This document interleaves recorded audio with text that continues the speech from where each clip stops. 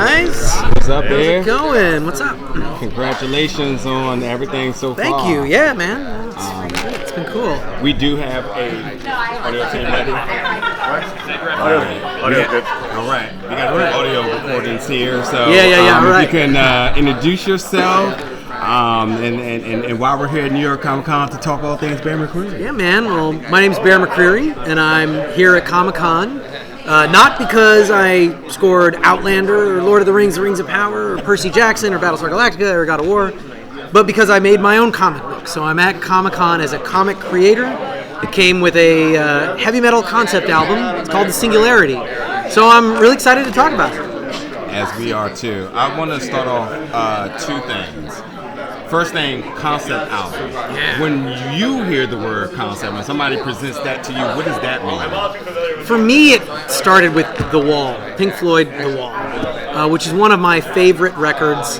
And I saw Alan Parker's film of The Wall when I was a kid, and I was like, what the fuck is this, man? This is just, my brain was exploding. And truthfully, when you hear the word concept album, I also think there's going to be a bunch of tracks I'm going to skip on this thing. No offense, Really? It's going to get really deep, and even on the Wall, my beloved The Wall, I don't listen to every track the same amount. Okay, there's a reason Comfortably Numb and Another Brick in the Wall Part 2 are what they are. So then I was like, I want to do that, but what if every song was like Comfortably Numb or Another Brick in the Wall Part 2? What if? And that's what I talked with my brother Brendan about making the record. Is I go, I want to do. It didn't start off as a concept. It started off just as a lean, mean, tight rock record, and I wanted every second to be useful. If this is this bar boring, take it out, right? I wanted it to be compact, and of course, it ended up being 25 tracks long. And I couldn't help but then look at it when it came together, and I go, I think I accidentally made a concept record. Because there's a story here. I come from story. I've been scoring narrative for 20 years. And I put something together, and it sort of had this cinematic narrative shape. So I called Kyle Higgins and Mat Groom, and the idea came to me like, well, what if we made a graphic novel? But you have to figure out what the story is, because I'm not changing my music, man. All right, I've been changing my music for your stories for 20 years. That's the rule. Yeah. This is the record. You figure it out, and that felt really good. That's amazing. So they're scoring you. Yes, the tables have turned. Can you have a reaction to that? How does that feel? Oh, that felt amazing. But it was also a bit of a puzzle, you know. So they came to me with this idea. The biggest challenge of the album is that you change singers every song. Sometimes it's Sarah Tonkian, it's Corey Taylor, Rufus Wainwright, my brother sings, my wife Rhea, Ivor from God of War. And the one rule I gave Matt, I don't want an anthology. I love heavy metal, the animated movie, as much as the next guy, more than the next guy. All right, I actually love this movie. But it was almost like too easy to stitch together a bunch of random genre stories. So that was my rule. But what do you do when the voice changes every song? You want to have a protagonist. Matt came up with this clever idea. It was sort of kind of like Quantum Leap, where it's like the protagonist changes form into a new universe every song, but they remember, and the story becomes about the accumulated trauma of all these different lives and the mystery about two other people that are also reappearing. And it was a really interesting story that explored themes of parenthood and loss. That's very deep and fun, but it was also super fun with like spaceships and zombies and Viking warriors and dragons. And it was just like we had steampunk, we had fantasy. It was a really clever way of addressing my story concern and still making something fun. And I worked with him for a year on that to try to crack that story and make it something compelling. That's amazing. I really quickly, I just wanted to say, a lot of people have said with your colleagues just next door for The Rings of Power that Season 2, Episode 7 is the greatest episode on television. Oh, man. Thank you. I want to hear your reactions. Look, Episode 7 of The Rings of Power was intimidating. You know, I saw it coming from a mile away and just thought, oh my God, how am I going to do this? And like everything else with Rings of Power, I just sort of started, I'm just going to dive in.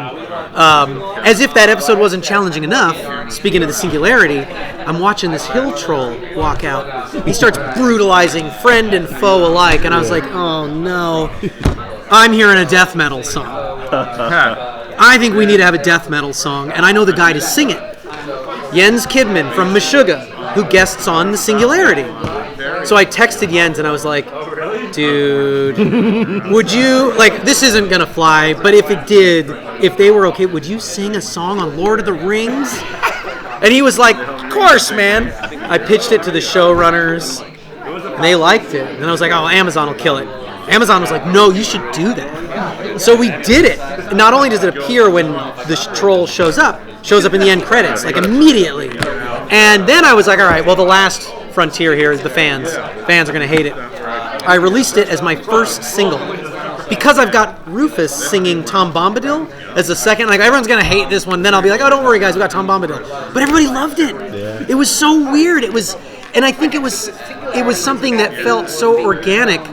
But I guess the reason I bring it up is like, as big as episode 7 was, I still did a death metal song in addition to it, right? Because that just tells you a little bit about how I approach this shit, right? That it's like, more, yes, more. What if we did more? Yeah. So, it was a beast. And I gotta say though, like, episode 8 wasn't as much of a spectacle, but I did feel like, here's where all the payoffs happen. Like, I'm running out of steam, man.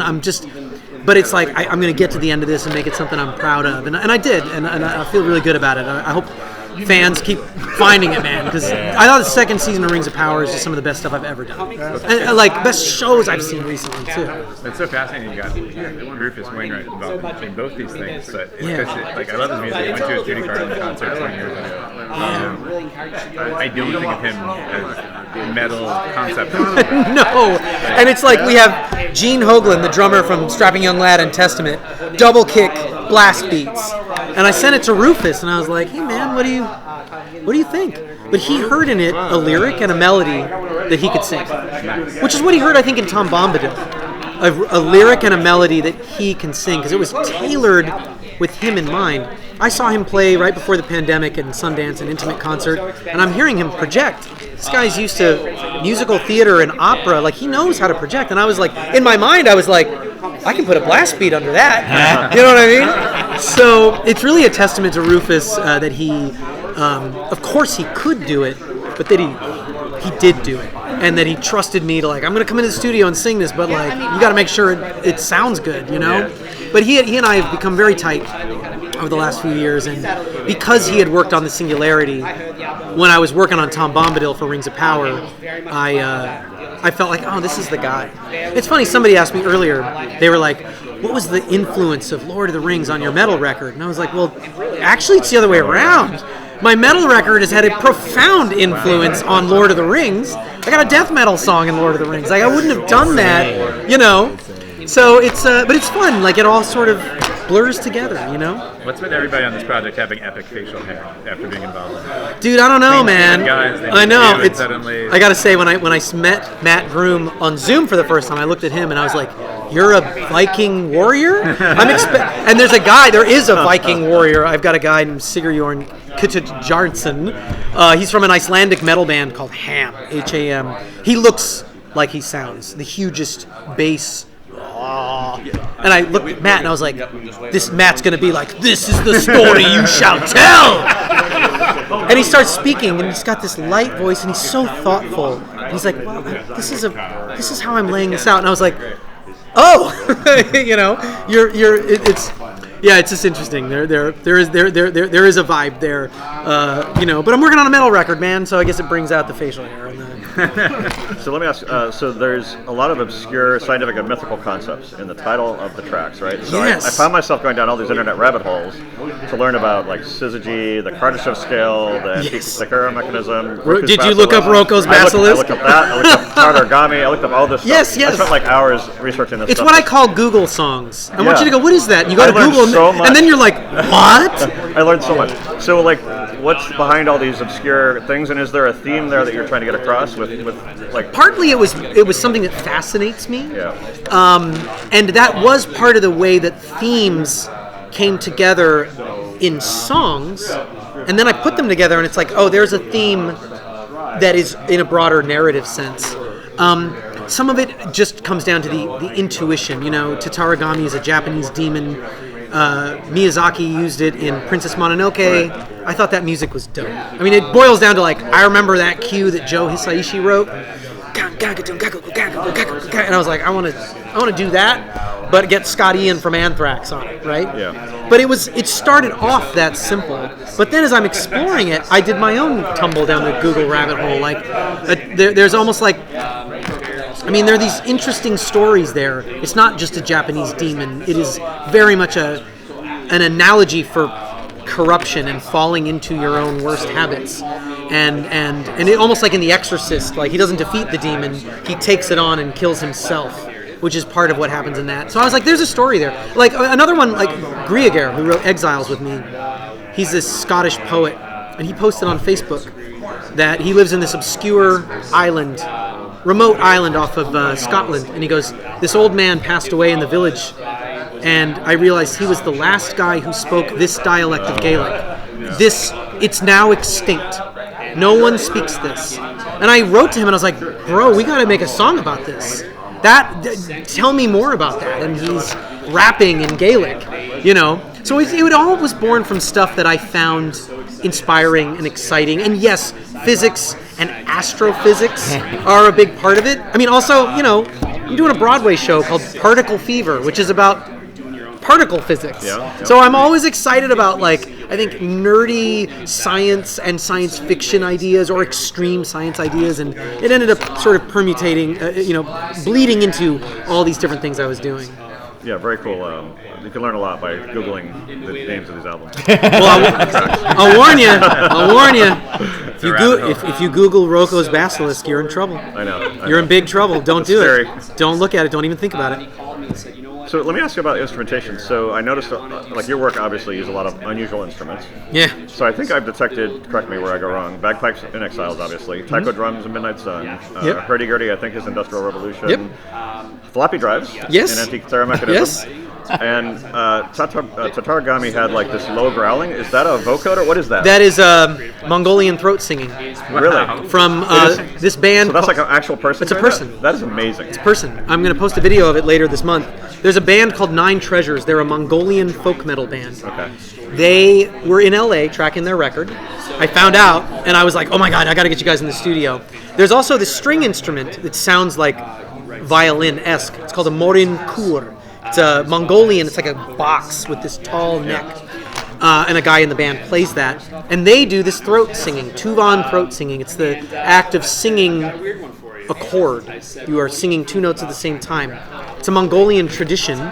And I brought them in and asked them first to play a solo instrument. But then when the whole band came in, I was like, do any of you guys know that? And they were like, we're Mongolian. We all know this. And he did it. And, I told him the story. And so they're saying, demon. Yeah. As the lead singer's going, there's a demon in me. That was my favorite part of the whole album. Man. Singing, it's amazing. Yeah. Thank you. It was magic. And it was literally the second, I was going to say the last, / I did one more solo. Yeah. It was the second to last thing. But it was like the last thing to get added in. Because I didn't know those guys at the time.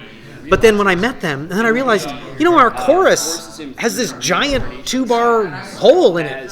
And then it's like, can you guys sing something? And then it just happens. That was one of the reasons I made the record, is to have that kind of spontaneous, creative experience, So it was great. I mean, I love that you singled it out, because every song has weird stuff in it like that. That one is among the weirder. Yeah, it's really cool. I'm curious about thinking about film. How names such as yourself, Michael, there's so many great composers out there right now, but your names now can sell films. When you look at some of the greatest films of the years, it's always back behind a fantastic score. How do you feel about the appreciation now for composers and what they bring to film? I mean, I'll say when I was growing up, my heroes were film composers. That's all I was into. So I would walk out of a movie, my friends would be like, dude, I love that scene when Schwarzenegger killed that guy. And I go, yeah, but did you hear what Alan Silvestri did? Exactly. Bro, did you hear what Jerry Goldsmith did? Let's go again. I want to, they were my heroes, but I was the outlier. I was the odd man out. And hence, my career. I think it's cool that film music has definitely taken on a more, film, game, TV music, I should say, taken on a more mainstream appreciation. I mean, at the end of the day, though, like every time somebody says like, "Oh, I loved your music so much," part of me is like, I hope you didn't love it the first time around. Like, you're not supposed to notice. It's like if you meet someone who does amazing VFX, it's like you don't want them to say like, all I thought about when I watched that movie was how great your VFX are. It'd be like, then I did them wrong. I feel the same way about music, that it's like the first time around, it's just the world. You should have the experience. I mean, with that said, I was always the nerd that would key in, but it is cool, man. It's neat, you know. And I do think that like it's been fun watching the experiences as I put out the Singularity. There's concept record and graphic novel and heavy metal and all the guest artists, but the door that most people are walking in through are people that like God of War, or people that like Battlestar Galactica, people that like Rings of Power, and that's fun, and I embrace that. It's almost like, yeah, this is a lot of these ideas, like the floppy drives. I did one movie that needed musically tuned floppy drives. Lee Pace was in it, of all people, but it was like I wasn't done with that idea. You know what I mean? Like I want to do more. Yeah. So that's where the Singularity came in. Okay, I'm stealing it. All right. Hey, thanks, you guys. Appreciate it. Yeah. Great album. Great questions. Thank you.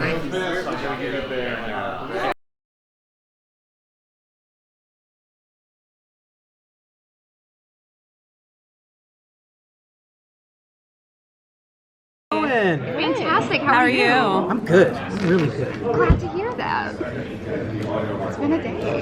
Yeah, so far. How's your day been? It's my first time at New York. Wow. I've been to San Diego Comic-Con 18 or 19 times, but this is my first time at New York Comic-Con. How are you enjoying it? I love it. It's great. Isn't it much less crowded than San Diego? I didn't want to immediately call that out. I wanted to say the vibe is different, a little more, but no, there's that. Yeah. Yes, they're both great. It's less crowded. I do like that. Yeah. It's more personable here, I feel. Yes. So with this concept album, I'm curious how early in its conception were you like, this must be a multimedia endeavor? Not early. I've been working in multimedia, writing music for film, television, games, for 20 years. 15 years at the time. This was about 5 years ago that I thought something's missing. I'm enjoying writing music for other people's stories, but there's some fundamental part of being an artist that I'm not exercising by definition, because you're giving me this amazing story. Like it's like I'm skipping over in a way the scariest part, which is that blank page. So I started writing songs, and then I pulled in my brother, Brendan, who's an amazing lyricist and singer. He ends up singing about half the tracks on the record, and then we just started writing songs. Like, I'll just do them in live. I just want to have fun doing a live concert. And then it just started to take on a bigger life, and I started sharing it with some of my friends in the rock and metal community. I started with Serge Tankian from System of a Down, because I thought, if this isn't good, he'll tell me, right? And if he says it's not good, I'm gonna listen. He loved it, he wanted to sing on one of the songs. My friend Brendan Small from Death Clock and Metalocalypse. My friend Scott Ian from Anthrax. And everybody was really excited. And then I was like, I started then feeling confident enough to and I was really enjoying it. Ultimately, I was just really enjoying it.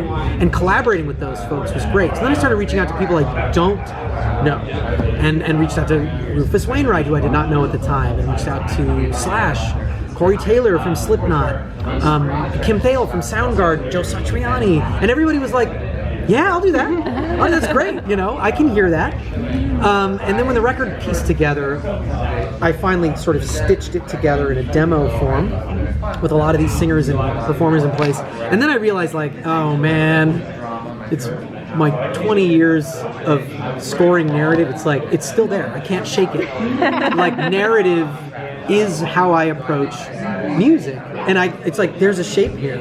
Just in laying it out musically, it's like, there's a 3-act structure. There's just like there's something there. So I called Kyle Higgins and Mat Groom, who I knew socially, and I always admired their work in graphic novels. And I thought, hey, can we make a graphic novel? Can we make my album, which is accidentally a concept album, actually a concept album? And that's how that started. That's so fascinating. So how rewarding rewarding was it to kind of just like realize that you created like your own narrative instead of, like you said, like having to go off of It was amazing. skipping that blank page. Yeah. Like, being able, you're like, oh, I can do this. Like, this is something I've never done before, but it came naturally. It was incredible. And I will admit, like, Matt came up with this pitch, and he was like, all right, great, let's do it. And I was like, no, hang on. And we ended up taking a year just outlining it. Yeah. Because his idea to address the fact that the singer changes every song, he came up with this quantum leap-like structure where the protagonist jumps from universe to universe to universe, changing form, changing gender, changing species. But they remember themselves, and there's this accumulated trauma that starts to build up, and this mystery. There's other characters he sees, in particular this person with yellow eyes. He has blue eyes.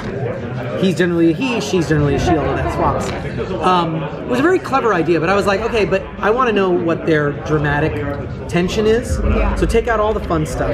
Take out all the dinosaurs, all the laser beams, all the Vikings, all the magic. It's gone. And I said, I want you to write a 3-person black box theater play. And if I'm not interested in if I'm not turning the page based on what these 3 characters are going through, what their relationships are, then we're doing it wrong.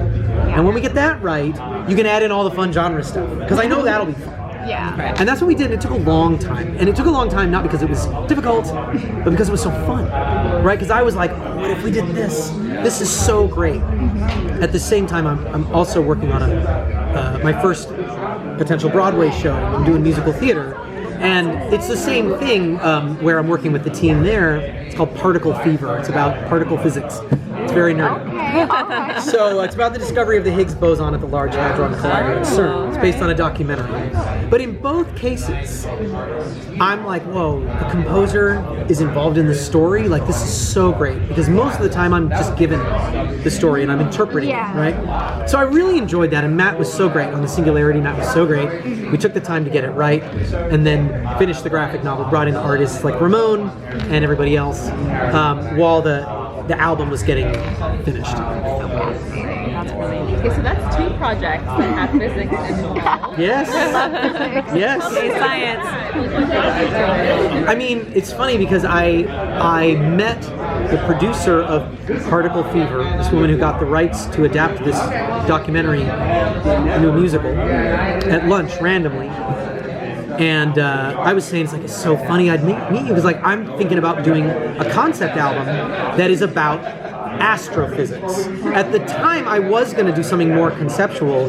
That's why if you look at my record, Redshift, Event at the Horizon, Syzygy, there's a few other titles that are like, that was from when it was overtly about astrophysics. Overtly. And even the Singularity, Type 3, refers to that.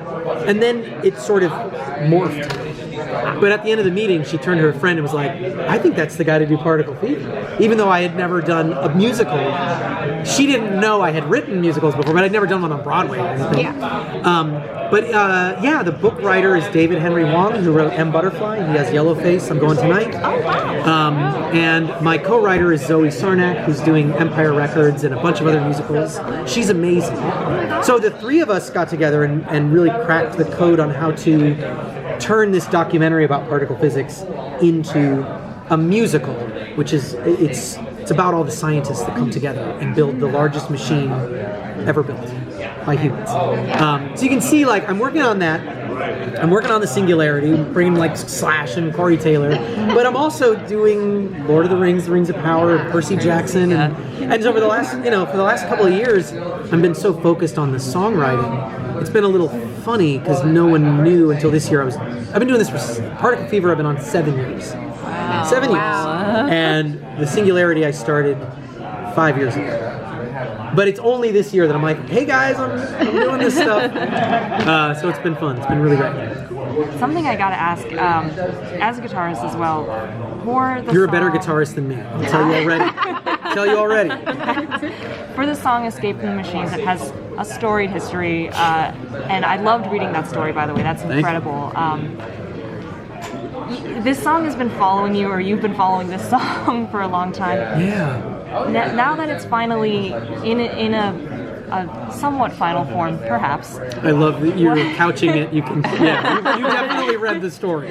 As you were seeing it through its iterations over the course of your life, when you heard Slash perform it in the studio, what did you feel like clicked into place potentially? Well, what was missing? the first thing I felt is I was apprehensive because I thought if Slash doesn't nail this, what does this mean? Right? What's wrong with my brain that I can't find the right person to play this? But one of the things about the Singularity is that it's been an opportunity to reach out to people, not asking them to help me, because they don't need to do that. It's presenting them with something that they go, oh, I know how to do that. Mm-hmm. That is going to be fun and frames me in a way that's good. Right? If I said to Rufus, do you want to do a death metal song? He'd say no. But I was like, do you want to do this song? And he heard it.